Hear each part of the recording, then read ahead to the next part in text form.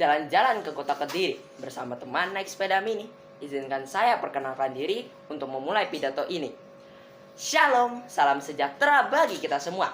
Yang terhormat, Ibu Christine selaku Kepala Sekolah SD Candle Tree, Ibu Eran selaku Guru Bahasa Indonesia kelas 6, Bapak Ibu Guru yang saya hormati, dan teman-teman yang saya kasihi. Puji syukur kita panjatkan kepada Yang Maha Esa karena berkat dan karunia-Nya atas hari yang sudah diberikannya, sehingga kita bisa berkumpul pada kesempatan kali ini. Perkenankan, saya Nathanael Jonas Susanto dari kelas 6C ingin menyampaikan sebuah pidato dengan topik kebakaran dan pembakaran sampah. Hadirin yang terkasih, apakah hadirin mengetahui jenis-jenis sampah? Sampah dibagi menjadi 3 menurut jenisnya. Yang pertama, sampah organik. Sampah organik bisa diurai secara alami oleh lingkungan. Contohnya seperti sisa makanan, kulit buah-buahan, cangkang telur, dedaunan, potongan rumput, dan kertas. Yang kedua, sampah anorganik. Sampah ini lebih berat untuk diurai secara alami, sehingga membutuhkan waktu yang lama sekitar ratusan tahun, bahkan ada yang tidak bisa terurai sama sekali. Contohnya plastik, kaca, besi, karet, styrofoam, dan kain. Yang ketiga, sampah B3. Sesuai dengan namanya, jenis sampah ini paling berbahaya dan beracun. Sampah B3 biasanya berasal dari bahan kimia berbahaya dan sampah industri. Contohnya yaitu barang elektronik, baterai, obat-obatan, wadah bekas zat kimia, dan lain sebagainya. Sampah menjadi permasalahan utama di kota-kota besar di Indonesia. Sampah pembuangan akhir atau disingkat TPA menjadi satu hal yang belum terselesaikan sampai saat ini. Menurut Lokadata, pada tahun 2020 mencapai 69,2% desa di Indonesia yang sebagian besar warganya membuang sampah dengan cara membakarnya atau membenamkannya.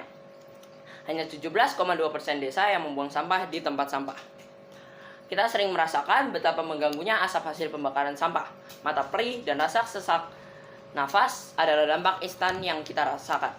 Fakta lain, menurut Liputan 6, pada sepanjang tahun 2023 silam telah terjadi 35 kebakaran tanpa pembuangan akhir atau disingkat TPA. Selain sampah mudah terbakar yang tersulut api di tempat sampah, penyebab utamanya adalah kurangnya performa dan kesadaran pengelolaan sampah. Menurut Sistem Informasi Pengelolaan Sampah Nasional atau disingkat SIPSN, pada tahun 2024 terdapat 41,26% sampah yang tidak terkelola yang mencapai 8.046.428,49 ton. Selain itu, kurangnya pemahaman akan dampak negatif pembakaran sampah bisa menyebabkan masyarakat membakar sampah untuk alih-alih mengurangi sampah. Karena tidak dilakukan pemilahan antar jenis sampah, kebakaran sampah juga bisa disebabkan oleh sampah organik yang menghasilkan gas metana, sehingga kemungkinan terbakar menjadi tinggi. Apakah kalian tahu dampak dari pembakaran dan kebakaran sampah? Sampah yang terbakar menghasilkan senyawa kimia, zat, dan gas yang berbahaya dan beracun. Juga bisa menyebabkan masalah kesehatan seperti batuk, iritasi, infeksi, dan sebagainya. Jika dalam jangka panjang terkena asap, dapat menyebabkan kanker, masalah ginjal, gangguan kekebalan tubuh, dan lain-lain, serta mengganggu penglihatan sehingga menambah kemungkinan kecelakaan.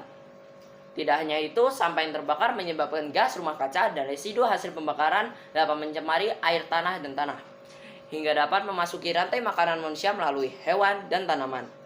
Kita telah mengetahui bahwa pembakaran dan kebakaran sampah punya dampak negatif bagi lingkungan dan manusia. Dengan begitu, mari kita lebih bijak dalam mengelola sampah dengan tidak membakarnya dan mulai memilah sampah, serta juga melakukan reduce, reuse, dan recycle atau disingkat 3R. Demikian pidato yang saya sampaikan. Saya mohon maaf jika ada kata dan kalimat yang kurang berkenan di hati hadirin. Saya akan menutup pidato dengan sebuah pantun. Beli kado di Surabaya, dikasih kebaya khusus bergambar hati. Itu saja pidato saya. Terima kasih perhatiannya. Tuhan memberkati.